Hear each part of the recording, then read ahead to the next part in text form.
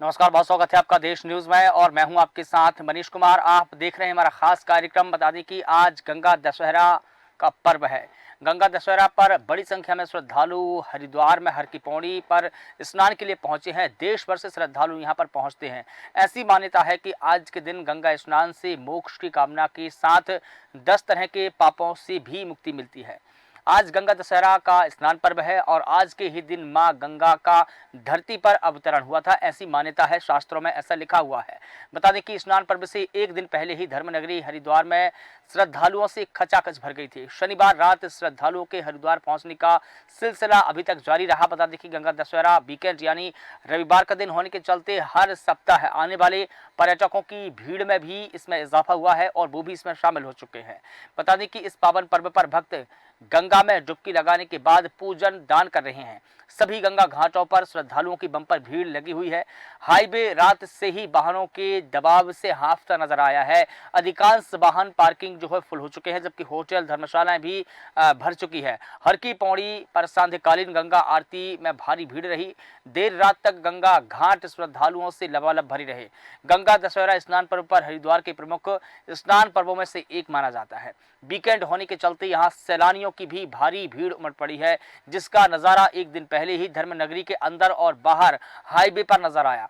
देर रात तक लाखों की संख्या में श्रद्धालु हरिद्वार पहुंच गए हैं। बता दें कि हाईवे पर वाहनों की भारी भीड़ लगी रही। देर रात तक लगातार श्रद्धालु हरिद्वार पहुंच रहे। नतीजतन अधिकांश पार्किंग रात में ही भर चुके थे। होटल धर्मशालाओं में शाम के समय ही कमरे पूरी तरीके से फुल हो चुके हैं। जो तस्वीरें आप देख रहे हैं ये धर्मनगरी हरिद्वार की है, जहां पर आप देखिए तस्वीरों के माध्यम से अंदाजा लगा सकते हैं कि स्नान पर्व पर आज गंगा स्नान पर्व है और कितनी भारी तादाद में यहाँ पर श्रद्धालु पहुंचे हैं। सबसे पहले हम वो बयान सुनते हैं कि इस मौके पर पुजारी ने क्या कुछ कहा। ज्येष्ठ शुक्ल दशमी अर्थात भगवती गंगा जी का भूलोक पर आगमन, जिसे गंगा अवतरण दिवस और गंगा दशहरे के रूप में करोड़ों सनातन परंपरावादी लोग बड़े उत्साह और हर्षोल्लास के साथ मनाते हैं।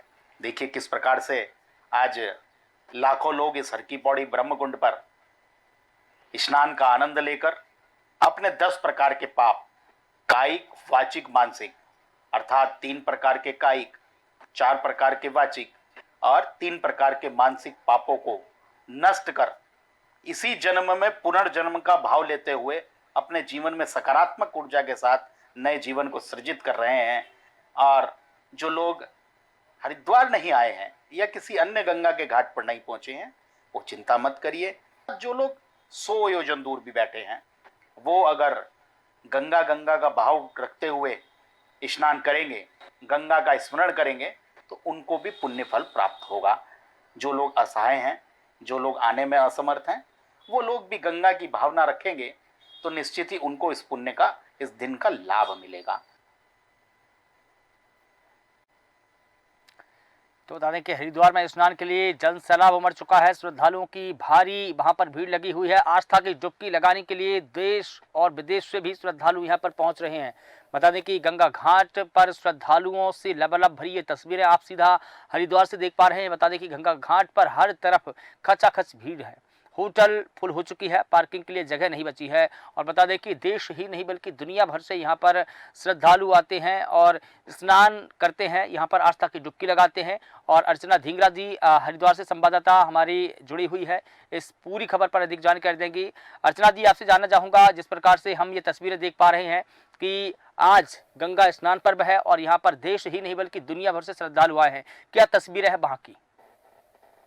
जी मनीष जी, मैं आपको बताना चाहूंगी कि माना जाता है कि धरती पर गंगा 2 बार आई हैं।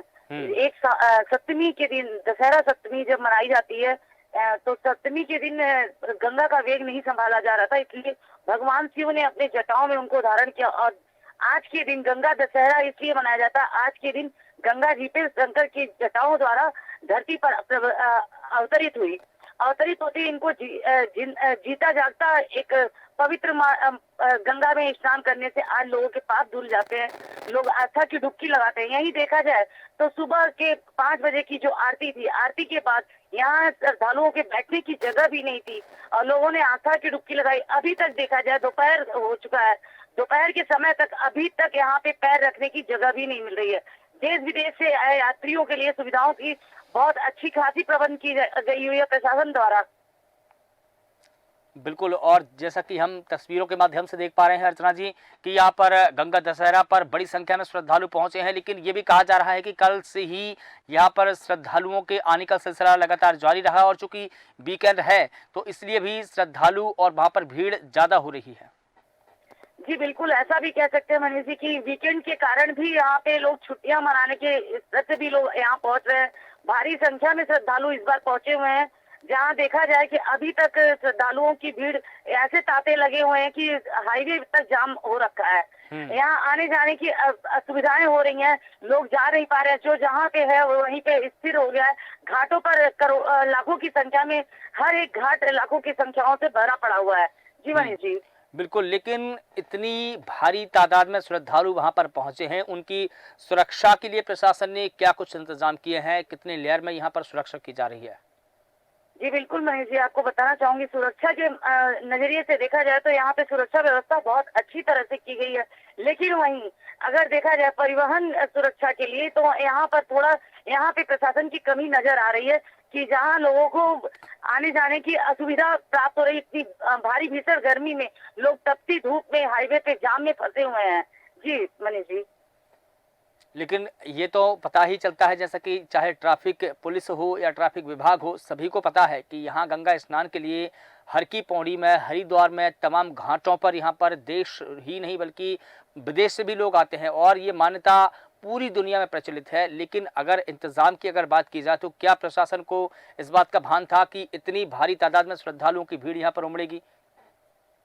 जी, अगर वीकेंड को देखते हुए प्रशासन ने इस पे किया होता पहले से तो ऐसा शायद सिचुएशन नहीं आती कि श्रद्धालुओं को आने जाने की थोड़ा सा भीड़ का सामना करना पड़ता। लेकिन प्रशासन पूरी तरह यहाँ पे अलर्ट है।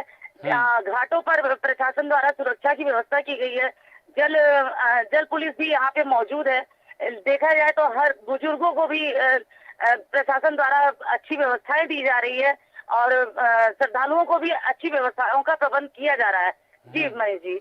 हाँ, लेकिन देखिए अर्चना जी, यहाँ पर सुबह से ही भारी संख्या में श्रद्धालु आस्था की डुबकी लगा रहे हैं। उत्तराखंड ही नहीं बल्कि पूरी दुनिया के लोग यहाँ पर मौजूद है, तो ये जो नज़ारा है देखते ही बनता है। और यहाँ पर देखिए किस प्रकार से चीफ मिनिस्टर ने भी ट्वीट किया, उन्होंने शुभकामना दी, लोगों से अपील भी की है कि सुरक्षा के एहतियात आप बरतें, सुरक्षा के इंतजाम रखें। लेकिन उसके बाद भी अगर ट्रैफिक को लेकर अगर व्यवस्था नहीं है तो कहीं ना कहीं चूक तो हो सकती है। जी बिल्कुल मनीष जी, यहाँ पे ट्रैफिक को लेकर भी सुरक्षा नहीं दिखाई दे रही है। बाकी और हर जगह सुरक्षा व्यवस्था अच्छी तरह से की गई है। सिर्फ ट्रैफिक को लेकर अगर देखा जाए तो ट्रैफिक सुविधाओं को लेकर लोग यहाँ पे परेशान हो रहे हैं। श्रद्धालु जो है इतनी भीषण गर्मी में ट्रैफिक से ही परेशान होते नजर आ रहे हैं। जी मनीष जी। लेकिन पार्किंग की व्यवस्था कितनी जगहों पर की गई थी? जैसा कि यहाँ पर अगर भारी संख्या में श्रद्धालु पहुंचे हैं तो लाजमी है कि कुछ मोटरसाइकिल से पहुंचे होंगे, कुछ कार से भी पहुंचे होंगे, कुछ अन्य वाहनों से भी पहुंचे होंगे, ट्रक बस वगैरह सभी वाहनों से यहाँ पर श्रद्धालु पर्यटक भी पहुंचते हैं बड़ी संख्या में। तो उनके लिए कितनी जगहों पर पार्किंग की व्यवस्था थी? क्या अतिरिक्त पार्किंग व्यवस्था भी थी? जी बिल्कुल, पार्किंग की व्यवस्था मात्रा में की गई है। जैसे वहाँ पे पंत पार्किंग है, रोडीबेल पार्किंग है और बहुत सारी दीनदयाल पार्किंग है। यहाँ फुल होने के बाद बैरागी कैंप में भी इन लोगों ने पार्किंग की सुविधा दी है। लेकिन इसके बावजूद यहाँ ट्रैफिक बहुत ज्यादा नजर आ रहा है आज के दिन। और अभी कल निर्जला एकादशी है।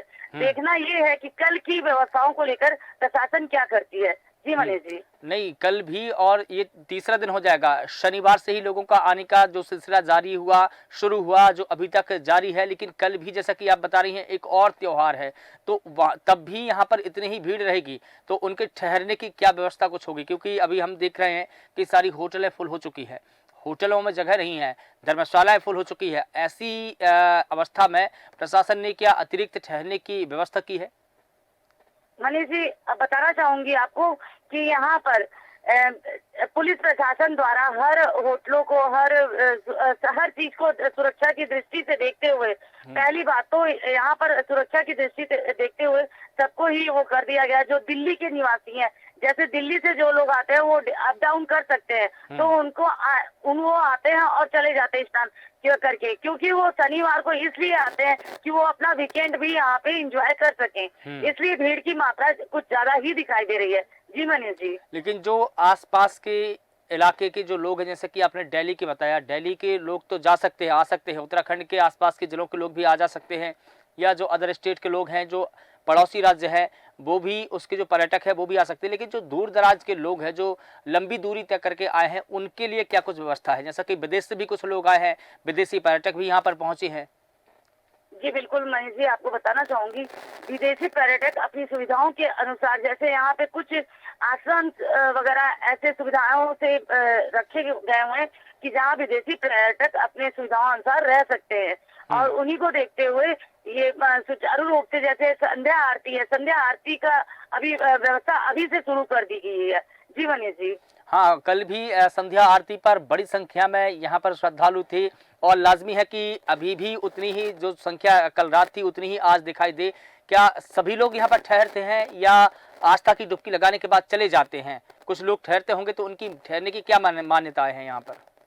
जी बिल्कुल, जैसे कि आपको बताना चाहूंगी मनीष जी कि यहाँ पर मान्यता ये है कि निर्जला एकादशी आज गंगा दशहरा के बाद निर्जला एकादशी की भी बहुत बड़ी मान्यता है। यहाँ पर भगवान विष्णु साक्षात रूप से दर्शन भी दे चुके हैं हर की पौड़ी पर, माना जाता है। शास्त्रों के अनुसार ये माना जाता है कि यहाँ पर भगवान खुद और माँ गंगा एक बार जरूर दर्शन देती हैं। तो ऐसी मान्यताओं को लेकर बुजुर्गों में और लोगों में ये आस्था रहती है कि निर्जला एकादशी को स्नान करना बहुत पवित्रता होती है, लोगों का पाप धुल जाता है, और कई पीढ़ी तक उनके पितृ उसमें तृप्त हो जाते हैं। ऐसी मान्यताओं को लेकर लोग यहाँ पे रुकते भी हैं, और जो निर्जला एकादशी को मानते हैं वो अपने निवास स्थान पर जाकर एकादशी का पारण करते हैं। जी मनीष जी। और ऐसा भी कहा जाता है अर्चना जी की भगवान श्री राम ने यहाँ पर जो ब्राह्मण दोष लगा और उनकी जो हत्या का दोष लगा ब्राह्मणों की, तो उससे मुक्ति पाने के लिए भी यहाँ पर आस्था की डुबकी लगाई थी। यानी कि सबसे पहले भगवान श्री राम ने यहाँ पर आस्था की डुबकी लगाई, उन्होंने ब्राह्मण जो मुक्ति का दोष लगा था उसको धोया, और उसके बाद से ये मान्यता चल पड़ी। तो तभी से ये जो मान्यता है ये बदस्तूर जारी है। मनीष जी, ये सतयुग से ही बातों का वो है, ऋषि मुनि के आधार पर अगर ऋषि मुनि साधु संतों की कहानियों को सुने तो यही मान्यता है कि भगवान राम ने पहले सबसे यहाँ पर ब्राह्मण हत्या का जो उनको दोष लगा था, उस स्नान के बाद से जो स्नान हुआ उसके बाद से निर्जला एकादशी का मान्यता और भी ज्यादा बढ़ गई है। तो दोनों पर्वों को संयुक्त रूप से देखें तो ये शास्त्रों को के अनुसार त्रेता युग से जुड़ा हुआ माना जाता है। जी बिल्कुल मनीष जी। बिल्कुल ठीक है, तमाम जानकारी के लिए आपका बहुत शुक्रिया अर्चना जी। तो बता दें कि गंगा में डुबकी लगाने के बाद लोग पूजन अर्चन कर रहे हैं। सभी गंगा घाटों पर श्रद्धालुओं की बम्पर भीड़ लगी हुई है। हाईवे कल रात से ही दबाव के चलते हाँफता हुआ नजर आया। अधिकांश पार्किंग वाहनों से लेकर की फुल हो चुकी है, जबकि होटल धर्मशालाएं भी खचाखच भरी है। हर की पौड़ी में सांध्यकालीन गंगा आरती में भारी भीड़। यहाँ पर लाखों श्रद्धालुओं की जुड़ी।